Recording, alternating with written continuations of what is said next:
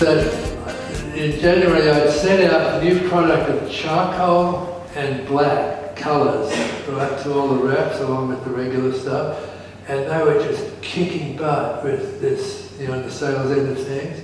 So that was fantastic.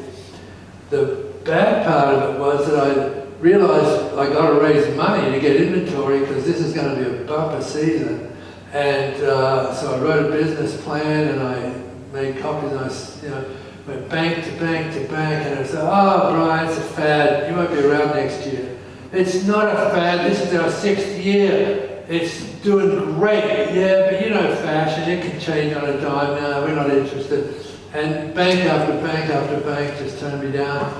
And the investment bankers were no good though. You know, we saw, you know, nothing, this huge spike from, you know, October, November, December, and then nothing. They weren't interested. And we're way beyond friends and family. So it was now, you know, February, March, April, and I'm realizing, geez, we've got to start shipping in September. That means production's got to start. And I'm bundling up, you know, 5,000 pairs of boots from all of our orders coming in. I'm sending them down to George at Country Leather. "Hey George, have you started production yet?" "Well, how are you going to pay me?" "Don't worry, George, I'm working on getting the financing. You just get production going." You know, and then 2 weeks later I sent another 10,000 bundle down. "Hey George, you know, the black and the charcoal is going fantastic." "Well, I can't find the black or the charcoal skins anymore," you know. And it just was disingenuous. What I was hearing back, I couldn't put my finger on it exactly, but I realized I'm starting to get the runaround here. And so I had to keep plodding on, and it now got to be June and July, and I thought, shit, I've only got 2 months. And I thought, who could benefit from me being alive? I thought, oh, my best retailers. And I called them up, and they just laughed at me because I'm one little item on, you know, 1,000 different products that they have in their stores. So I was immaterial to them. And then I thought, well, how about the tanneries? Because it's their business to sell skins, and we're a huge user of skins. And so I sent a business plan to 2 or 3 tanneries in Australia, and one guy, Gordon Jackson, called me back and said, "Brian, this is the best thing I've seen in years. Come on down, let's do a deal." And so I did a couple of cash sales and got some money and flew down to Melbourne. And he picked me up at the airport and took me to 2 of the tanneries that he had. And then we go back to his office in Geelong, and I walk up the stairs and in the door, and on his desk is this plaque that says, "I reserve the right to change my mind." That's strange. What the hell does that mean? Well, I found out pretty quick, right? So that first day we started, you know, doing crunching numbers and looking at the size of all the different states and all the different markets that we had, and calculating how many skins we were going to need. And then I went back to the hotel, and the next morning, before I even left the hotel, Gordon calls over, "Oh, Brian, God damn man, this is a lot of money, and you're in Los Angeles, and I'm in Melbourne, you know, I just don't think we can do it. We don't, just can't take the risk." And we hung up, and so I spent the day, conversing with California, trying to figure something out. And then the next morning he calls up, "Brian, listen, I got a buddy who works for the meat board in Los Angeles. He's an accountant. He's going to come and look in on you. So come on back in." And so now we're back on again, and we do skin colours and all the different logistics. And then went home that night, and then the next morning I came in. He goes, "Oh, Brian, it's a family-owned business, and I've got 3 kids that one of them likes it, the other, he said, I just got out. I tried to push it last night, but I just got outvoted, so we're not going to be able to do it." And so I left Melbourne without a deal, and the first person I saw when I got back to the office was my local sales girl, and she says, "Hey Brian, there's a company out here selling UGG boots, and they claim they're going to be putting UGG out of business." Oh gosh, who are they? And she said, "Well, it's a company called Thunderwear." So I got the trade directory out and I flicked through Thunderwear. I go, they're a windsurfing company, and they sell booties and gloves and wetsuits. What the hell are they doing at sheepskin? I just threw it away. I got bigger problems than a competitor, right? And so it's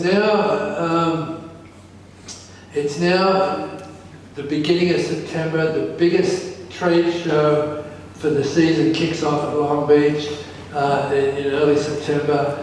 And I talked to my wife and I said, you know, I don't know how we're going to get any product, but I don't want anyone to know we're out of business yet.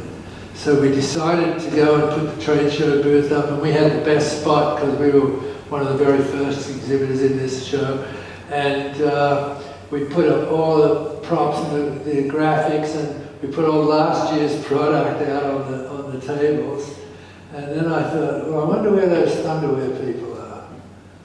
And I got the show directory out, and they're way back here near the toilets, you know, because it's like the first time exhibitors, you know. And so I started walking over there, and I just stopped, 2 booths short, and I went, oh shit. Here was all of my black, all my charcoal, all the natural, all the sand colors, and the only difference was it had Thugs labels on the back, which I thought was a pretty appropriate trade name for that. And that's when I knew, shit, I'm out of business. Because George had done an end run around me, he found a different distributor, and it never ever told me up front, which I was really, you know, bummed about. But I didn't tell any of the salespeople. We went ahead and pretended it was business as usual. We wrote $250,000 worth of orders, which is a record, knowing that I'll never ship a single pair. And we went through the 3 days of it, and Laura and I decided, you know, after the show, we'll start calling all our best retailers and tell them to go buy the Thugs because it's all about product from our factory, you know. And so Sunday night we tore the booth down, put it all back in the truck and drove back to San Diego. And the last call I made was to Gordon Jackson at the tannery. And I said, hey Gordon, listen man, you know, I really appreciate all the time you put into working with me. Sorry we never got it together, but you know, this is what's happened. You know, George has done a head run, and And he was sad, and we hung up and went to bed. But about 2 o'clock in the morning, the phone rang. Hello? Brian? It's Gordon. Screw George Bircher, I'll get you all the product you need. And just like that, we were back in business. You know, no handshake, no contract. It was send the patterns down. I sent the patterns the next day. He duplicated them to 5 different factories and sent them out. He churned both tanneries up to maximum volume, and it took like 2 weeks, but we got our first 2,000 pairs in, and they were really bad quality, but I didn't give a shit because we had UGG logos. And so the next Friday was 5,000 pairs, and so we split half of it to ship to all the accounts back east, and the other half was for all the surf shops, you know. And they wouldn't wait for UPS anymore. After 2 weeks, they figured, oh, every Friday morning he gets a shipment, you know. So they'd be waiting outside the street with their vans at like 5 o'clock in the morning on Fridays. You know? It was hilarious. And so anyway, for October, November, December, every Friday morning, 5,000 pairs, Saturday lunchtime, empty. Next Friday, 5,000 pairs, Saturday lunchtime, empty. And this went on, you know, all the way through to Christmas. And a couple of funny things happened. You know, like between like the 24th of December through the end of the year, our office is like just silent. It's normally chaos, but it's just silent because nobody can get any boots shipped late or anything like that. And I was sitting in there by myself one day, you know, it was like on the 25th, no, it was the day after Christmas. And I was just thinking, you know, oh God, I've been so lucky. So lucky how the hell I stayed in business and we had product out there. And 2 weird things happened in the next 24 hours. One, is I got a call.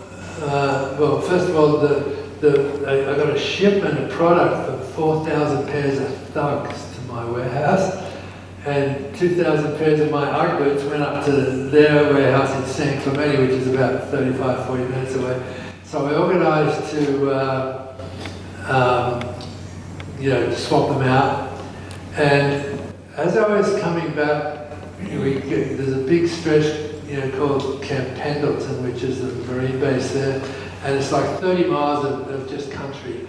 And I always just come back into a meditative state when I'm coming out of Los Angeles, and I come back into San Diego. It's so much slower. And I was thinking, how come we couldn't keep boots in our warehouse for 24 hours? And the thugs' warehouse, which is way bigger than our warehouse, was floor to ceiling full of sheepskin boots after Christmas. And that's when I realized the power of customer service. The loyalty from my customers was so strong that they sort of heard on the grapevine what had happened to me. And nationwide they refused to buy the thugs, which is unbelievable. And that's a testament to customer service, and especially one-on-one personal customer service. So if you're in the service business or the products business and you're not really sucking up to your best customers like once a week or at least once a month, it's a crime, because they are the ones that are going to keep you in business with the repeat business and stuff. And I've got a lot of examples I won't go into now, but I know we're going to stick around for a while afterwards, so ask me any questions about that, especially customer service. It's a big issue. So anyway, that was number one. Number two weird thing that happened is the life insurance company called up and said, hey, listen, Brian, we got this thing on the books. You guys never did your physicals, but we got this claim on the books and we want to get it off the books by December 31st. We got 3 days. Can you come up to LA?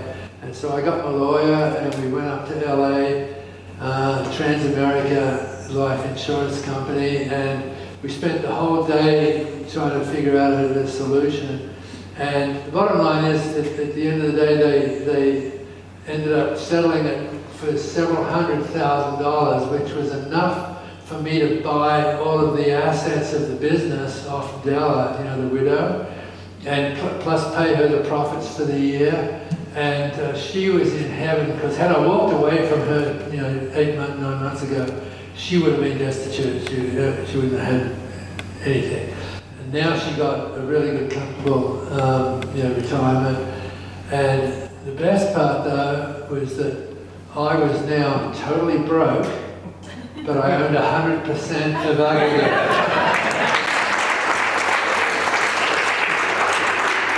And who would have known that, there were so many opportunities to give up, that would have been the situation.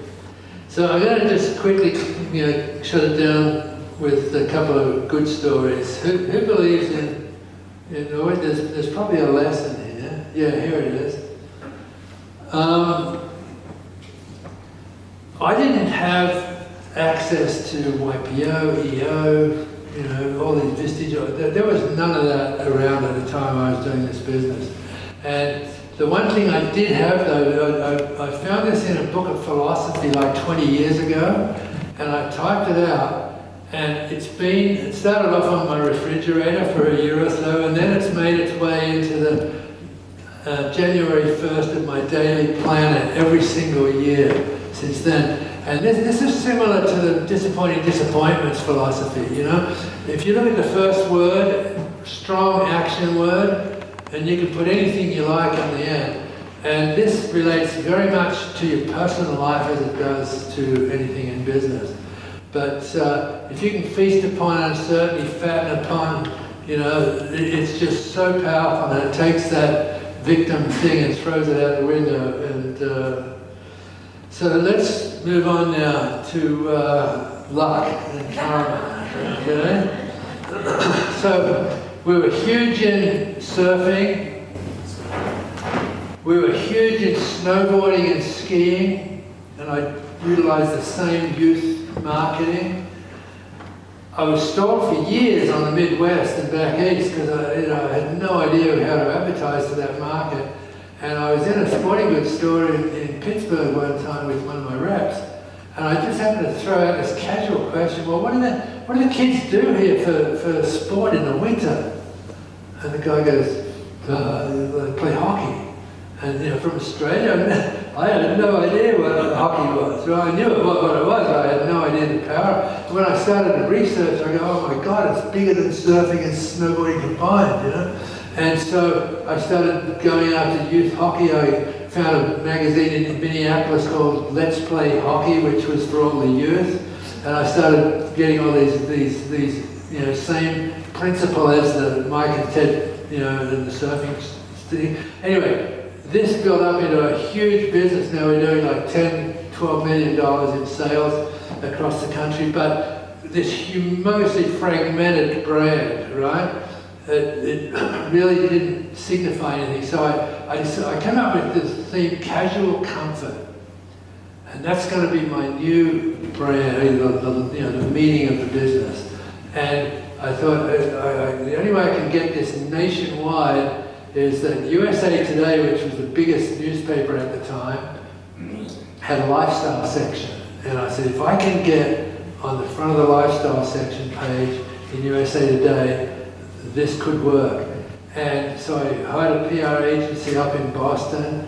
I think it was like a $60,000 contract to do this press releases and everything. And I'd made an appointment with Margaret, who was the fashion editor at USA Today in Chicago for like Wednesday, a month or two ahead. And so we finished up the press kit and the whole pitch, and we practiced in New York and Philadelphia, and we worked our way across to Chicago. And myself and the girl from the PR agency arrived at 5 to 3 and announced ourselves, and Margaret comes running out going, oh, Brian, I'm so sorry. I've got a conference I have to be in at 3, I've got 5 minutes. I just thought, oh crap, my pitch is 40 minutes. And it was perfect. And I thought, what can I do? And just, again, lateral thinking, It's amazing what an entrepreneur can do. I had this folder in the briefcase and I pulled it out. It was a folder like this. And it had all of these photographs of celebrities wearing the product that people had sent me from, for years. And so I pulled it out and I go, well, here are some of the people that are, wearing the product. I didn't, give it to them. They all bought the products, Patrick Swayze, you remember the Grumpy Old Man movie? And then Brooke Shields. I quickly flicked by that next one because nobody wears Ugg boots on the beach in a red swimsuit. And Margaret goes, I go straight to Heather Locklear, and she goes, go back, who is that? And she grabbed that, someone had sent it to me from London, from a tabloid, and she grabbed it out of my hand and she wrote down the name of the photographer and the name of the tabloid, and she said, do you have a press kit? I said, yep. She said, I've got to go. 4 minutes. Right? And I just looked at the guy from the PR agency and said, that was the quickest $60,000 I've ever blown down the drain, And so the next morning I was going back to San Diego. I was at the O'Hare Airport and I got a coffee and a Martha today, and I sat down and started to read the front section and then read the money section and then turned the page, and I couldn't believe it because it had only been 16 hours since I saw her.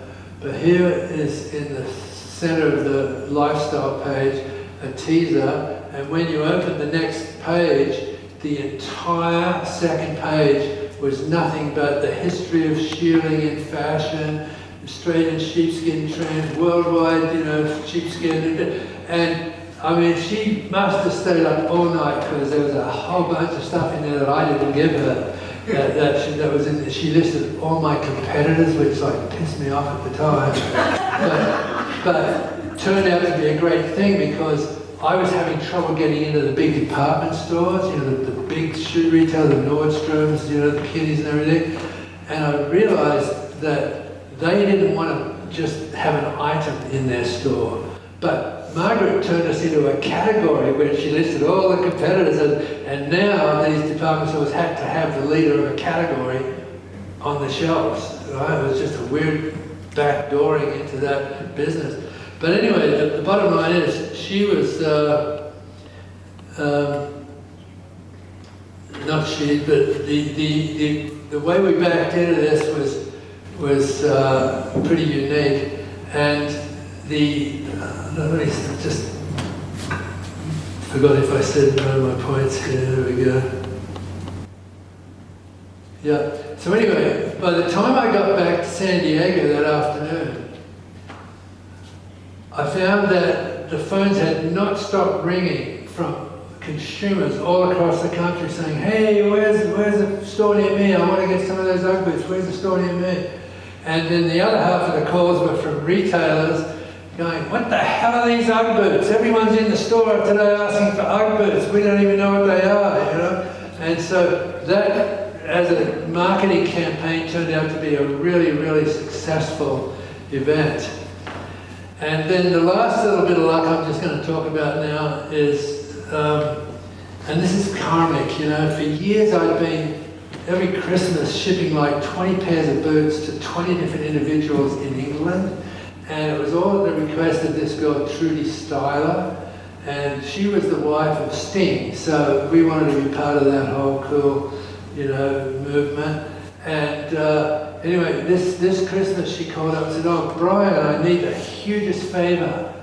I said, "What do you mean?" She goes, "Well, I've just been to a seminar. It's changed my world.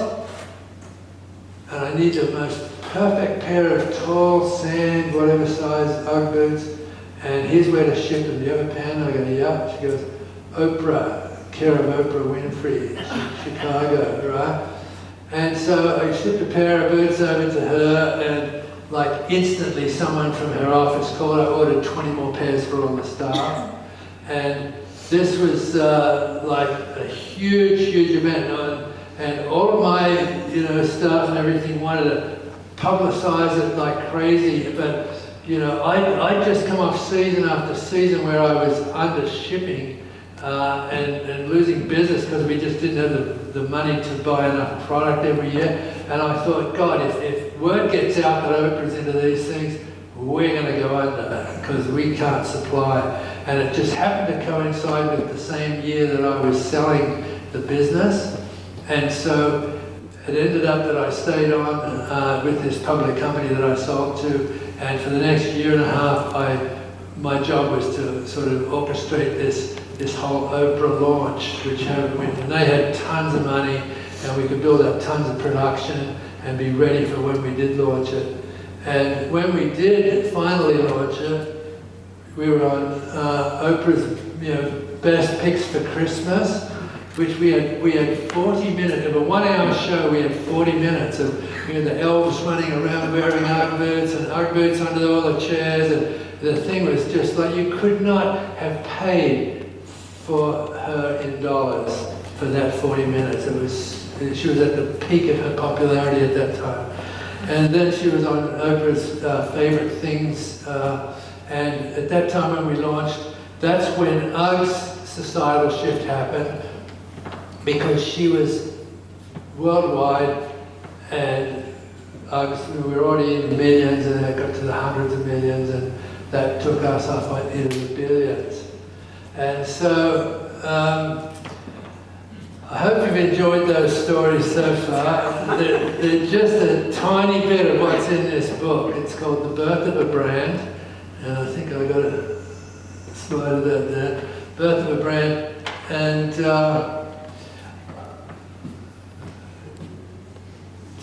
should we do Q&A now, or should we?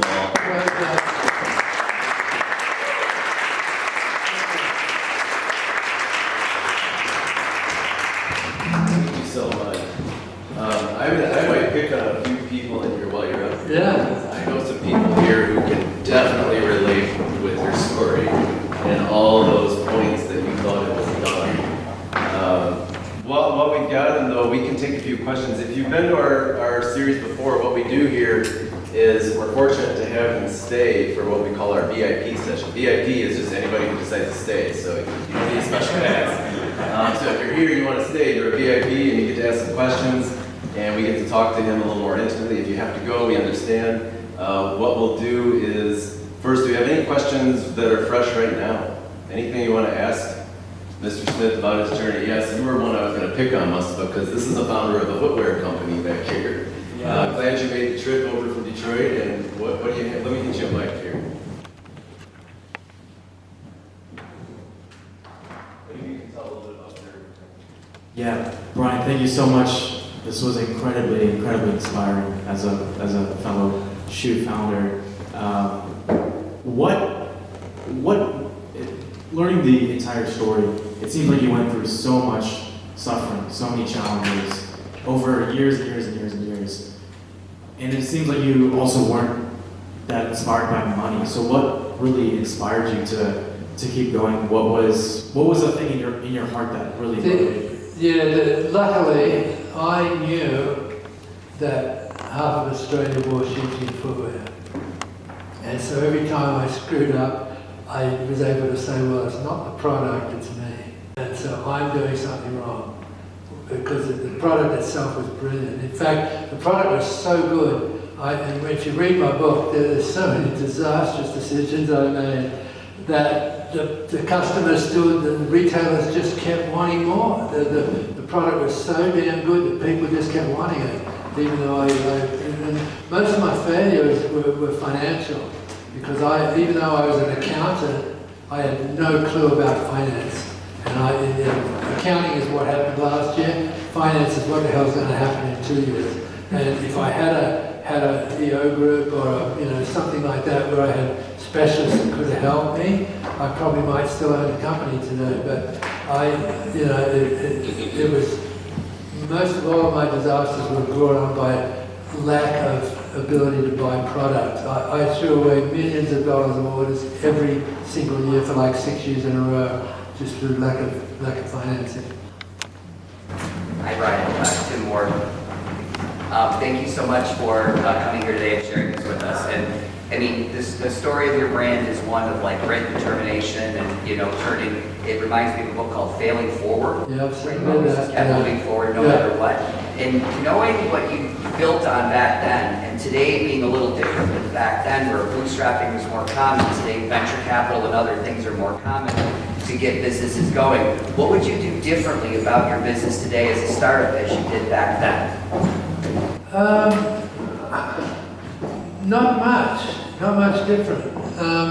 And the reason is, if I had $5 million investment as a startup, I'd blow $4.5 million on advertising and do that shit advertising that I was doing that was turning people off, right? Because I wouldn't have known any better. And so there's to me, one of the greatest ingredients for any entrepreneur is you have to have a certain level of ignorance. Because if you knew what was ahead, you would not do it. And that way you're failing small, right? Instead of in a massive way. So I would pretty much like to do it the same way. Difference being that the year I sold was the year the internet started, right? So it'll be a different world now. Thank you.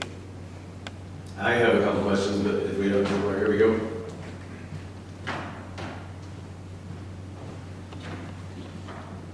Thank you so much, Brian. This is a truly inspiring story. And I am an UGG wearer, buyer. My husband got me the first pair, and then it's continued from there. And I love your slippers, and I need a brand new pair, like immediately. But my question is, you were trying to get product, you were struggling to get product, and you had your I would say, you know, your classic UGG. At what point did you feel confident adding different styles and different types of UGGs? Was that during this journey, or was it at the end, or when you sold? Because the classic UGG is the classic UGG, Yeah. but then you started, like I had some with the more like the leather and the better sole because I'm a skier and I needed them for Yeah. north thick snow. And then the slippers and different Yeah. things. Like at what point were you confident enough to branch out into other styles? Well, we did the classic and the ultra are the two boots that we made, and they are still the biggest sellers, and they always will be, in brown and black, right? It's just, you can put any color you want out there, they'll still buy brown and black. Even though we used the classic style, we refined that year after year after year. So it was like adding new product, but it was just making the product better to keep ahead of anyone who was trying to knock us off. We'd have new features. So we never ever stopped with the innovation of the product. When you get into the different colors and all the different flip-flop styles and all that, that happened mostly after I sold the company, which was in the mid-90s.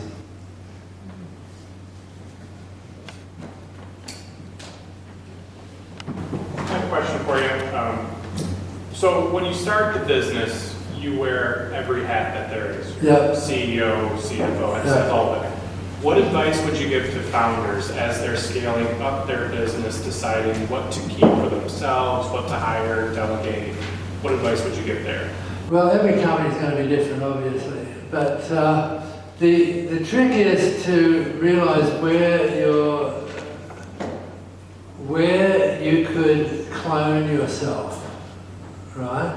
Now, this is only temporary because you don't want to have 5 clones of yourself in the business, right?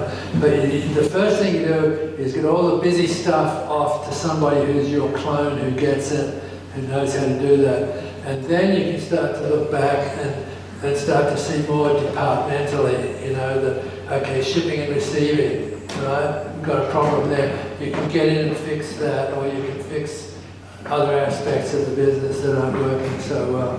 So there's no magic formula that I can give you. I mean, you can go online and find business plans that'll tell you every single person you have to hire, but I think that's a lot of bullshit. You just got to feel, where am I pressured? Who do I feel that could competently handle it? And the biggest problem that I had, and most entrepreneurs do, is, I can't hire anybody who can do it as good as I can. Right? It's a huge mental problem. And you've just got to allow for the fact that even if they get to 80% of what you can do, that's still a hell of a benefit. So the answer is that I don't have an answer, because it's so individually tied to each different type of business. But cloning yourself and getting yourself to work from a bigger, higher viewpoint, to where you can see situations that you can solve, that's the way to hire. Thank you. Other question here? You were talking about customer loyalty. Yeah, All of your customers refusing or not wanting to sell the thugs, but to sell the Uggs instead. That was kind of your success there with them. What would you say your top traits were? I guess your selling points to your customers of building that customer loyalty. Would you send them birthday cards? Would you call them up and ask them out to lunch if you were by their store? Would you send them a Christmas gift? yeah. What builds that loyalty? I get where you're going with that. For me specifically, to show up in some retail, really good ski shop in Minnesota, outside Minneapolis, was, oh my God, Brian, you're the founder of UGG and you're here in my store, right? That's all it needed, right? And then duplicate that to every type of retailer that I could get into.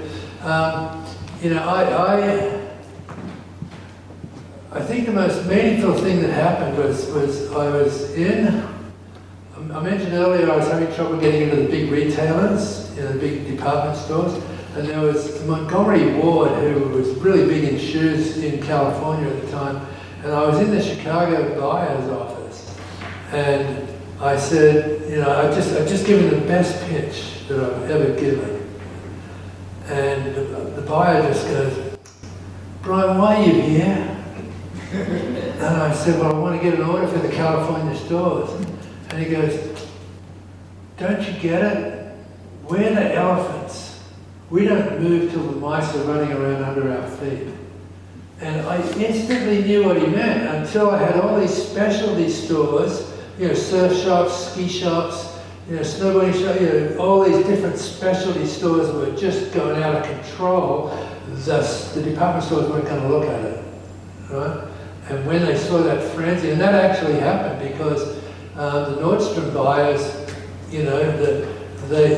couldn't get an appointment for Nordstrom for 7 years. And finally it just took off, and I started shipping a small amount to one of the Nordstrom stores in San Diego. And the people in Seattle saw the numbers going through and went to the main buyers for who handle the whole thing. And, "What the hell are you doing? These have been, we just researched it. This is the hottest item for 4 years and you haven't got it in Nordstrom." And so it sort of backdoors that, that way. So to try and tailor it back to your question, there are so many little things that you can do on a daily basis that create loyalty. And I have a mentee, a young lady that I've been mentoring in San Diego for nearly 8 years now, and she has a lamb leather crossbody sash bag, it's a travel bag, beautiful product. We've got, I think we're going to do about 7 million in sales this year. But the reason I joined her is that she was working out of the garage, her garage, and every product that went out had a card, just like you mentioned, and it had a follow-up. A week later they got a phone call, and a month later they got another phone call. And so she's developed nearly 12,000 sash sisters across the country who are absolute rabid fans of this sash bag. And the beauty of it, because the follow-up, and she includes them in market research, and she includes them in, she even throws a party once a year. She rents a ballroom in San Diego and says it's a sash bash and gives the date. And the last one, 300 women showed up from all over the US and Canada, and none of them knew each other. They just owned a sash bag, or in this case multiple sash bags, because it's like UGG boots. You all have more than one pair of UGG boots. The sash bags, they've got 5 different colors, and that's the reason I joined her, because of that level of customer service. So back when I was doing it, it had to be physical, one-on-one, FaceTime. We didn't have an internet. Now it's a whole different ballpark. So if you just rely on the internet and get a sale and you forget about your customer, bad. You've got to follow up even through. She's built her whole business online, and she's still got this incredible following because of the personal touches that she brings to it. Very critical. I had a quick question for you. Sure. But first, I compliment you.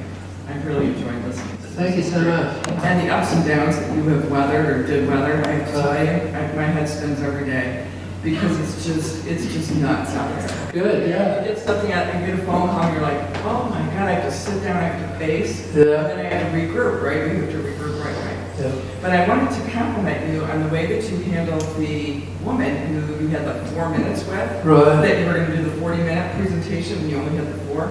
And I just thought that's what makes the difference between an owner, a leader, and an employee. Okay, good. And That's a good not point. that I'm shooting down my employees, because I'm not. Yes. And I love them, they're great, they're highly committed, etc. But I can see an employee saying, oh, we only have 4 minutes, I'll reschedule. Yeah. Okay?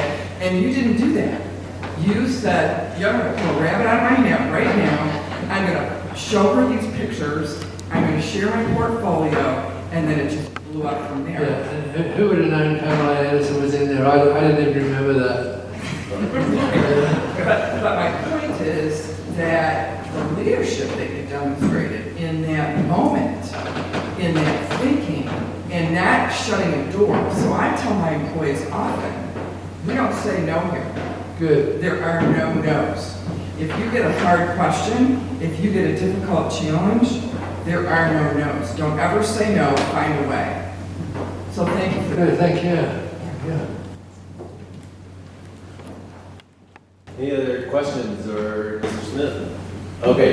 Oh, good. We got another. And then we're gonna get a selfie of the whole group with some No, I'm not giving these away. I just have a quick question, Brian. So you sold the company to Deckers, I believe. Yes. How are you happy with the legacy and success of Uggs after you deployed and sold the company? Good, great question, yeah. I'm going to give two types of answers. Firstly, why did I sell? And we just come off this season with Oprah getting hold of it, and the previous year's sales were like 15 million, and by looking at the pre-season orders coming in, it looked like we were going to be a $25 million season. I had no way in hell of financing that. I just did not have the skill or the support to do that. And I knew, shit, if we go out and promote this Oprah thing, it's the end of the company, right? Because I would have floundered.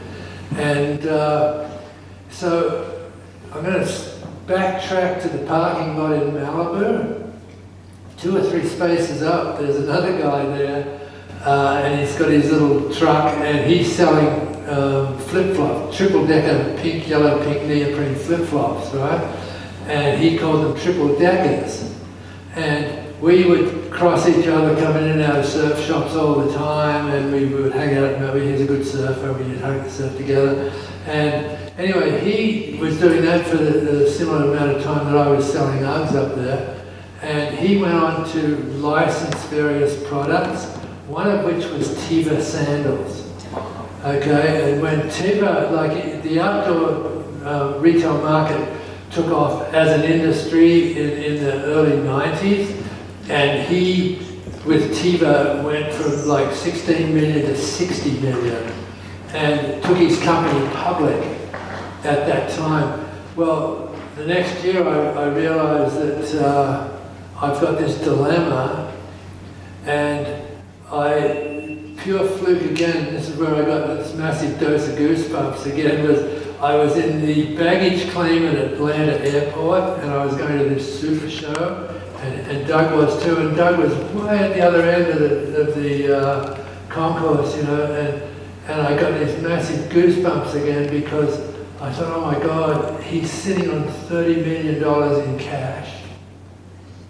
His company dies every winter, we die every summer. So putting them together, you've got a 12-month, sales force, 12 months accounting, administration, all that.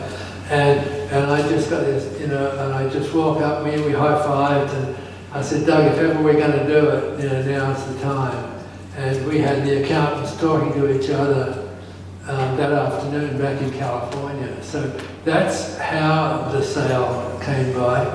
And the other part of that question is, now it's $2 billion in retail for the last 3 years. And people always ask, are you pissed off that it didn't get the big, And the answer is no, I sold it at the perfect time. Number one, I was not the person to take this into a public company, right? I don't have the temperament for it. I hate closed door meetings. I hate meetings to have meetings to have meetings. I just, I love the chaos and the unpredictability of the entrepreneurial game. And so I look at it now, and remember the theme of my book, You Can't Give Birth to Adults, right? So I conceived the idea of importing Uggs. I took action, which was the birth. I went through the 3 or 4 years of horrible infancy, like the 3 years where I was doing that really bad advertising. And we came through that, and and we got into the toddling phase, which was, you know, starting to get the surf shop retailers going, and into the youth. We had a couple of really great years in the youth, and then as we were just, you know, getting into the teenage phase, you know, I saw Doug, and it was like walking my daughter down the aisle and handing her off to a husband that could take it out to the world. So that's how I view the evolution of UGG. It was never really mine. It was something I started, but it was bigger than me. And thank God everybody out there in the world is wearing it now. It's amazing how big it got. Amazing. I never expected that. Thank you so much. I want to respect people's time that signed up for the first part of today's event. We were ending around 10, so if you need to go, we'll let you go. The rest of you, and business owners, founders, entrepreneurs, take a quick break, and if you're sticking around for the second session, we're going to have you stick around too, and we've got Max, and we're going to be talking specifically, that was just the perfect question, because we're going to be talking specifically to business owners about how do you know when to position your company for a merger, an acquisition, an exit. And then if you are thinking that in the next 5 years or so, how do you make it the healthiest transaction it can be? Because the businesses that you've all grown, this is the most valuable asset we have, right? The thing that we put all of our time into, this is the biggest asset we'll probably ever have. A lot more valuable than our retirement accounts and our cars and all that other stuff. So we want to get into that conversation more specifically with you, and we'll talk a little bit about the 8 drivers of growing a valuation and getting ready for sale.